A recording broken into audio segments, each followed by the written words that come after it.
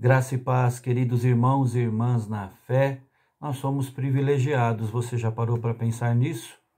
Porque nós fomos aceitos por Deus através da obra de Cristo, não é?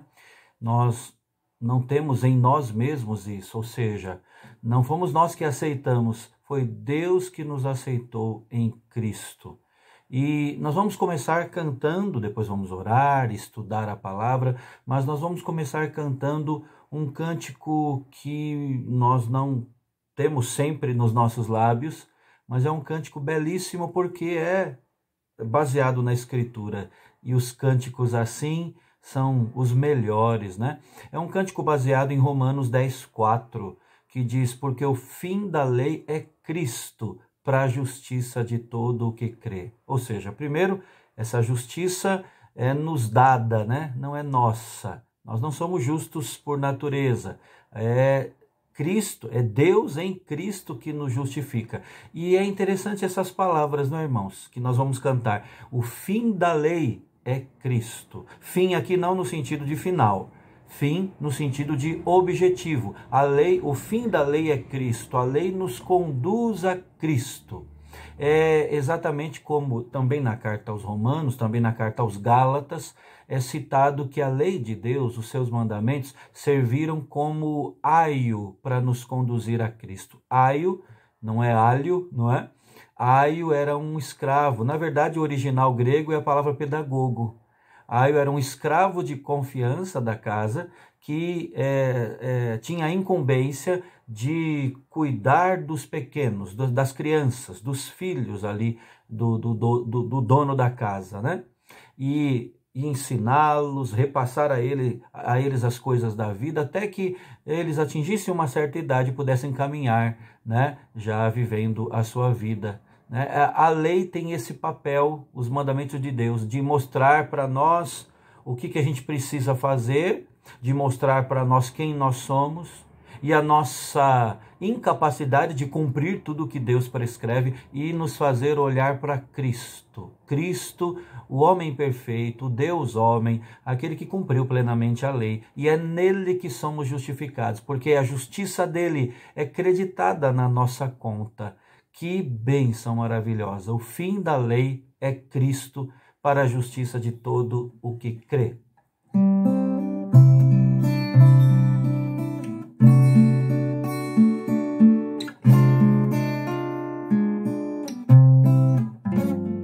Porque o fim da lei é Cristo para a justiça de todo o que crê. A justiça que é pela fé no Filho de Deus, a quem Deus ressuscitou para nossa justificação. Aleluia, grande salvação.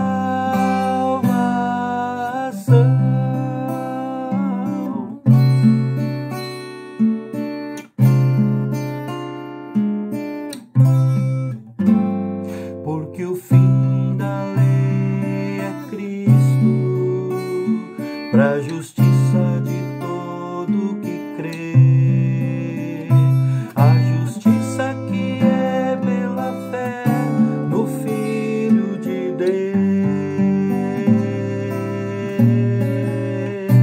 a quem Deus ressuscitou para nossa justificação. Aleluia, grande salvação.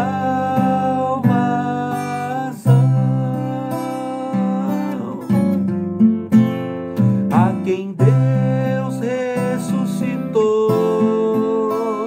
para nossa justificação. Aleluia, grande salvação.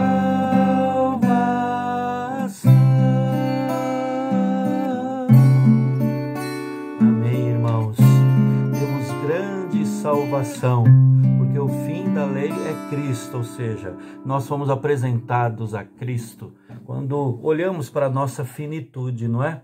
A nossa miserabilidade.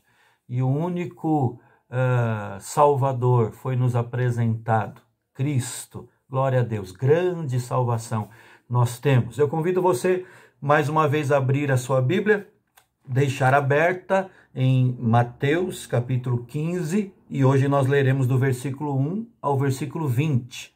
Mateus 15, do verso 1 ao verso 20. Mas antes nós vamos orar. Eu convido você a fechar os olhos. Vamos falar com Deus. Grande Deus, todo-poderoso, soberano das nossas vidas, nós te louvamos porque o Senhor, sendo Deus Altíssimo, se importa com cada um de nós, a ponto de enviar o próprio Filho, o único Filho, o nosso Senhor Jesus Cristo, para viver aqui nesta terra, para sofrer aqui por nós, morrer em nosso lugar, a fim de nos justificar. Obrigado, ó Deus, porque a justiça tua, a justiça do teu Filho foi creditada na nossa conta. O justo morreu pelos injustos, que agora são chamados e considerados justos pelo Senhor.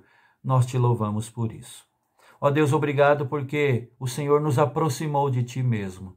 E porque agora temos acesso livremente à tua presença, podemos falar contigo, podemos senti-lo, ó Deus, no nosso dia a dia, podemos ter a tua palavra, ó Deus, para nos conduzir, e é nela que nós queremos meditar nesta hora. Mais uma vez te pedimos que o Senhor abra o nosso entendimento, a nossa mente, o nosso coração, para pensarmos e sentirmos biblicamente, Pai.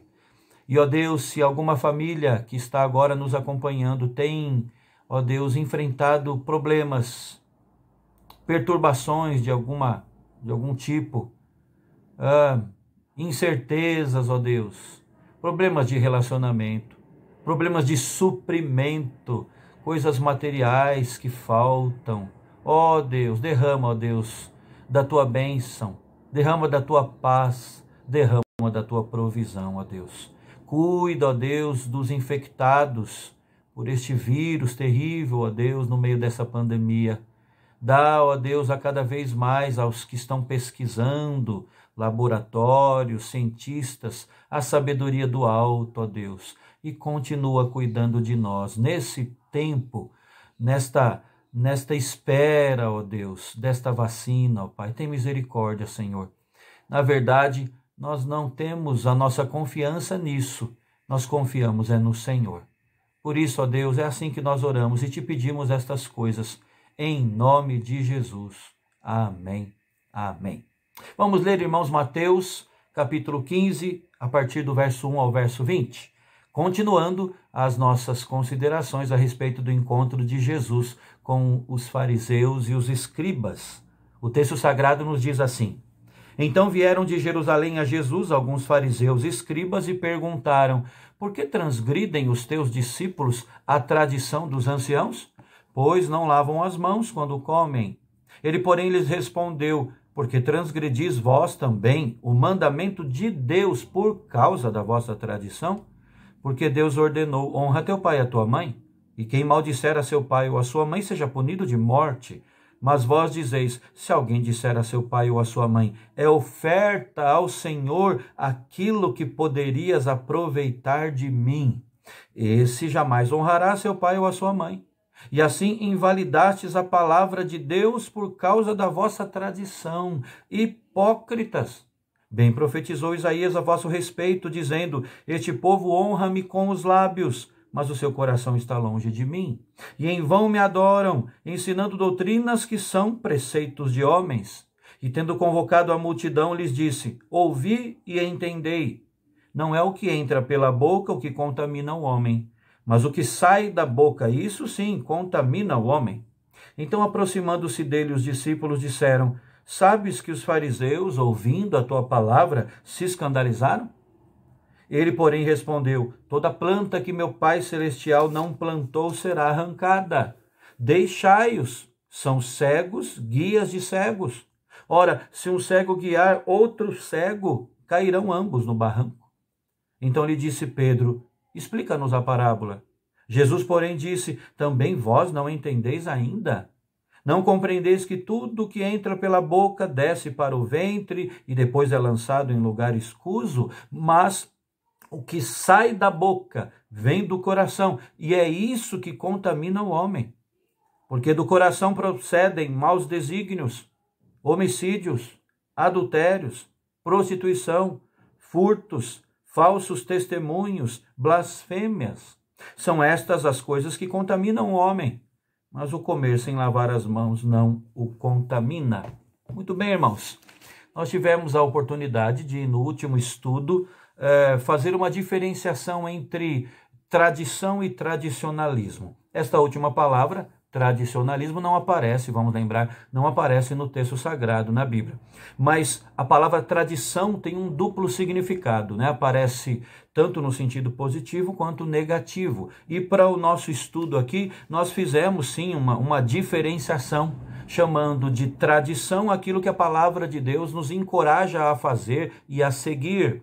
E nós chamamos tradicionalismo quando aparece na Bíblia o termo e a ideia de tradição no sentido negativo, num sentido condenado pelo Senhor Jesus. Outra coisa é que nós vimos aqui, neste encontro de Jesus com os religiosos da sua época, que eles ali não estavam atrás da palavra de Deus, mas eles estavam, o que ocupava a mente deles e os deixava até cegos, era a tradição. Você reparou como o texto começa? Diz que os fariseus e os escribas vieram de Jerusalém para se encontrar com Jesus e chegando ali perguntaram assim na lata, né? Por que os teus discípulos transgridem a tradição dos anciãos? De novo, a preocupação deles não era com a escritura, com o que Deus tinha registrado, a vontade de Deus.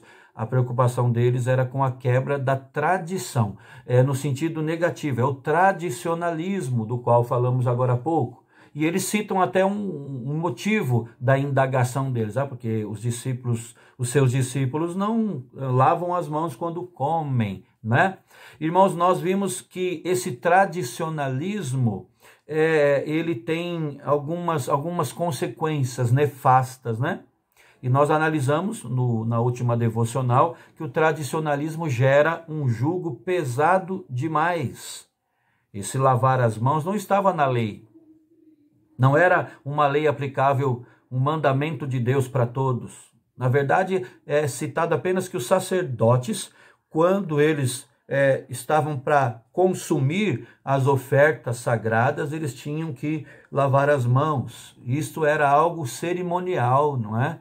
Mas fora disso não há nenhum outro mandamento específico ou voltado para todos, irrestritamente, falando de lavar as mãos antes de comer. Mas na tradição dos anciãos isso tinha sido elevado ao status de mandamento. E é isso que Jesus condena, porque gera um fardo pesado demais. Essa era apenas uma demonstração de tudo que os fariseus faziam, atando, né, fardos e colocando nos ombros dos outros, sendo que nem eles mesmos cumpriam estas mesmas coisas. Muito bem, hoje nós queremos, a partir daqui, continuar a analisar as consequências de uma tradição no aspecto negativo. Aliás, terminamos o primeiro estudo sobre esse texto perguntando se nós temos sido mais tradicionalistas do que bíblicos, né?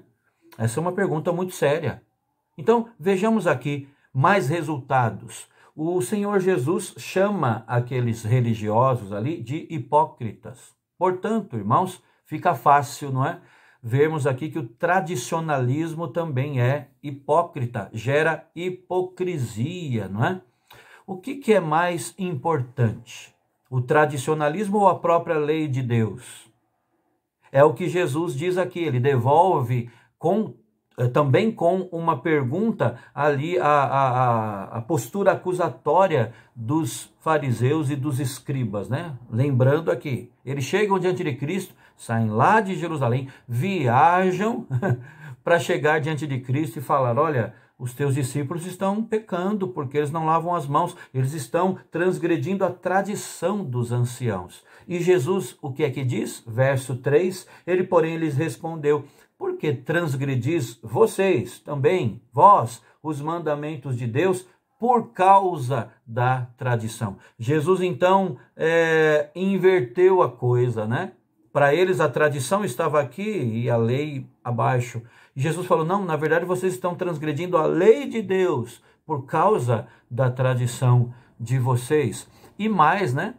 Jesus cita até um exemplo de desobediência às leis. Jesus, que conhece tudo sobre a nossa natureza humana, né? Nada escapa ao seu olhar observador. Jesus, então, cita esse exemplo de desobediência às leis por parte ali dos fariseus e escribas, por causa do tradicionalismo, para justificar a acusação dele de hipocrisia. É por isso que Jesus cita no verso 7, Jesus fala, hipócritas, bem profetizou Isaías a vosso respeito, esse povo honra-me com os lábios, mas o seu coração está longe de mim. E ele cita então o que os fariseus e escribas faziam ali sobre o não honrar o pai e a mãe, né? A lei manda, como sabemos, é um dos 10 mandamentos, manda honrar pai e mãe. Honrar é muito mais do que obedecer. Eu consigo obedecer, você também, sem honrar. Honrar vai além. E tome o verbo honrar em um sentido mais amplo, como Jesus fez, sustentar, amparar, ajudar. É isso que Jesus quis dizer. Os fariseus negligenciavam o mandamento, o 5º mandamento, né? Dizendo que os bens deles, na verdade, eram consagrados ao Senhor e por isso eles se achavam no direito de não ajudar os próprios pais. Um absurdo, não é, irmãos? Eles torciam a lei e colocaram um status à sua tradição, no aspecto negativo, que não era para ser colocado, e assim se ver livre de qualquer responsabilidade de ajudar os próprios pais. A palavra hipócrita, eu creio, é muito sugestiva e muito bem aplicada a essa prática dos fariseus e dos escribas, né? Você deve se lembrar disso. A origem da expressão, do conceito de hipocrisia, do hipócrita, a origem remontava à Grécia Antiga, ali aos teatros de arena, né? Quando atores com o rosto pintado, ou então usando máscaras, eles representavam peças cômicas ou tragicomédias, né? Então eles manifestavam algo que na verdade não era a realidade de vida deles, eram apenas atores. Acusando-os de hipócritas, Jesus enfatizava esse terrível ato de se fantasiar de piedoso, de representar um papel de servo fiel, quando na verdade o coração deles estava completamente corrompido, não é? Jesus então lembrou do que Isaías escreveu a respeito desse tipo de comportamento. Nós já citamos aqui, né? Versos 8 e 9, ele traz as palavras do profeta Isaías, que disse lá na época que aquele povo honrava a Deus só com os lábios, o coração estava longe dele, e eles adoravam a Deus em vão, porque ensinavam doutrinas que eram preceitos de homens. Muito bem encaixado ali com a prática equivocada, errônea, pecaminosa dos religiosos da época de Cristo. Mas a hipocrisia na prática religiosa, irmãos, transcende aos dias de Isaías, não é? Transcende os dias de Cristo, vai muito além da prática deles. Jesus quer mostrar que o nosso coração humano até hoje é o mesmo, não é? O coração humano tem essa tendência de querer lidar superficialmente com a realidade. O coração humano tem a tendência de usar máscaras, não é verdade? Máscaras. Mais do que querer ser um bom cristão, o homem vai enfatizar a sua busca em demonstrar ser um bom cristão. E isso é terrível, não é? Muitos dos que se chamam cristãos, posso estar falando de mim e de você, infelizmente, se deixam levar pelo mesmo processo de honrar a Deus somente com os lábios, mostrando uma transformação só de superfície, uma transformação que não foi verdadeira, né? Que não mudou ainda o coração de pedra em coração de carne. Diante disso, irmãos, o cristão pode ter esperança de que Deus aceitaria a sua adoração hipócrita? De maneira alguma, não é? Mas nós temos que falar aqui também, irmãos, acerca de um outro fruto maldito da hipocrisia. É que ela, ou do tradicionalismo, não é? O tradicionalismo é que é hipócrita, o tradicionalismo é que gera um jugo pesado demais. E o tradicionalismo, uma implicação de tudo isso, ele esconde pecados. Ele quer camuflar o que está errado. O que realmente contamina o cristão? Pergunte aí para você mesmo. O que é que realmente contamina o cristão? Porque essa é a pergunta crucial que Jesus entende que todos devam saber a resposta, né?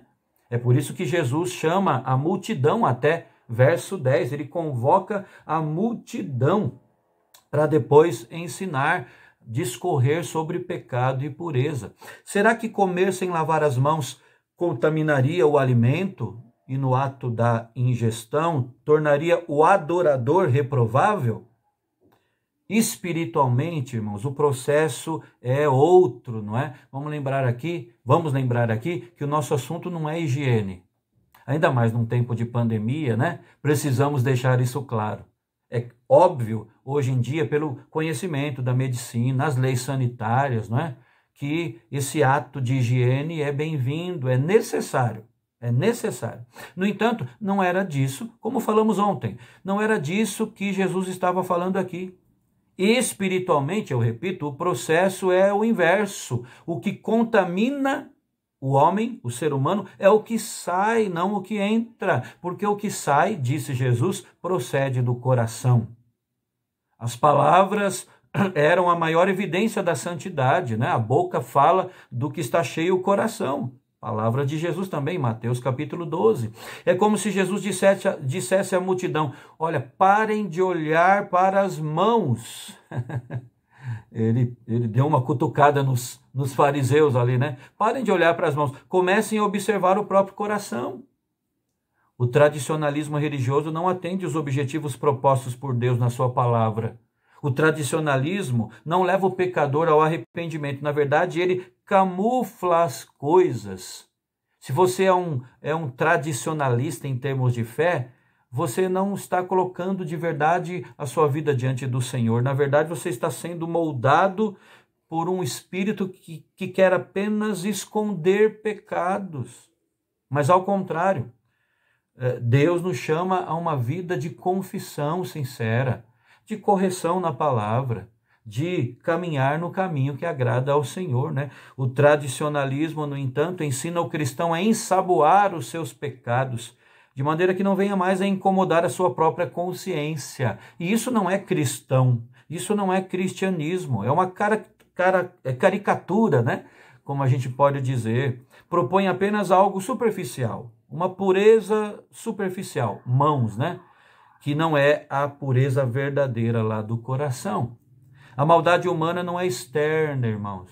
Ela é interna. Ela não procede de alimentos consumidos por mãos não lavadas, né? Mas ela procede do próprio coração. É por isso que Salomão, escrevendo os provérbios, inspirado pelo Espírito, diz que sobre tudo que se deve guarda o teu coração, porque dele procedem as fontes da vida.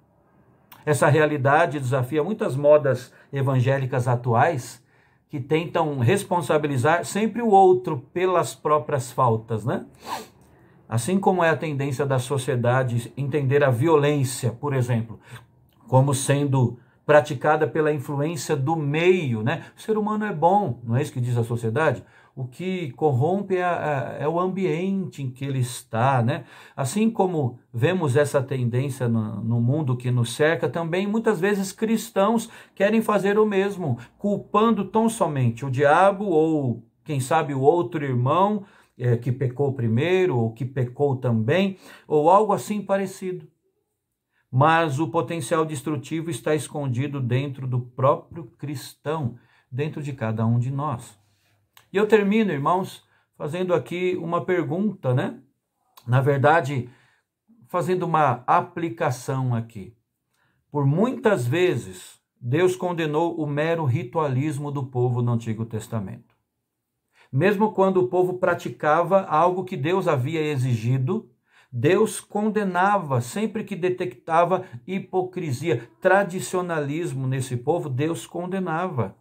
Sacrifícios, observâncias ali dos dias sagrados, né? Olha o que Deus, através do profeta Isaías, disse ao povo, está dizendo a nós ainda hoje. Isaías capítulo 1, a partir do verso 13. Não continueis a trazer ofertas vãs. O incenso é para mim a abominação, e também as festas da lua nova, os sábados e a convocação das congregações. Não posso suportar iniquidade associada ao ajuntamento solene. As vossas festas da lua nova e as vossas solenidades, a minha alma as aborrece, já me são pesadas. Estou cansado de as sofrer. Pelo que, quando estendeis as mãos, escondo de vós os olhos. Sim, quando multiplicais as vossas orações, não as ouço, porque as vossas mãos estão cheias de sangue. Lavai-vos, purificai-vos, tirai a maldade de vossos atos de diante dos meus olhos, cessai de fazer o mal. Vocês notaram aqui, irmãos? Deus, o próprio Deus, estava falando de coisas que o povo, os israelitas faziam, que estavam na lei. Ele cita aqui as ofertas, o incenso, as festas da lua nova. Vamos lembrar que as festas judaicas não tinham uma conotação como as festas hoje da nossa sociedade, né? As festas ali tinham um sentido de comunhão com Deus, de gratidão a Deus, de exaltação a Deus. Ele cita aqui as festas da lua nova, os sábados, né? O dia do Senhor, a convocação das congregações. Ele fala que o povo cumpria isso, mas cumpria com o coração distante dele mesmo, não é? E ele diz que por causa disso, por causa desse tradicionalismo, que só cumpria rituais, mas que não tinha o coração nas mãos de Deus, ele diz que não era para o povo continuar a levar ofertas à toa. Ele diz mais, ele diz que ele não podia suportar a iniquidade associada ali ao ajuntamento do povo. O povo até se ajuntava, se reunia, mas, repito, o coração distante de Deus. Ele diz mais que estava com a alma aborrecida do seu povo e estava cansado de sofrer ali pelo povo, né? E quando o povo estendia as mãos e orava, ele escondia deles os olhos e ele não os ouvia. Por quê? Porque as mãos do povo estavam cheias de sangue. Havia iniquidade, o tradicionalismo estava escondendo o pecado, como se isso fosse possível. Tentativa de esconder pecados de Deus. Eu termino dizendo que uma vida hipócrita deforma o verdadeiro cristão. Ele é um por fora e outro por dentro, não é? Pode até estar envolvido com os trabalhos da igreja até o pescoço, mas ele esconde, quem sabe, uma vida secreta de pecados, por outro lado, e lá no seu íntimo. Irmãos, Deus nos chama a uma vida transparente, a uma vida de confissão, a uma vida de sinceridade, não é? A expressão vem de vasos que eram produzidos em tempos remotos e que tinham imperfeições e era aplicada cera, né? Então, ali os vasos ficavam bonitinhos, né? Com aquela cera, sinceros, sem cera. Eu e você sermos quem nós somos mesmos e admitirmos isso diante do Senhor, confessando os nossos pecados, para sermos restaurados à fé, para sermos purificados de toda a injustiça. Que nós vivamos assim, irmãos. Isso faz com que a bênção do Senhor esteja em nós. Não sejamos tradicionalistas, sejamos cristãos sinceros na presença do Senhor. Que Deus o alcance com a sua graça, abençoe a sua família nesta hora. Vamos dobrar os joelhos, vamos falar com o Senhor no ambiente familiar agora, intercedendo por nossas vidas, para que nós sejamos crentes assim, mas também uns pelos outros. Deus abençoe a cada um dos irmãos. Até o nosso próximo estudo.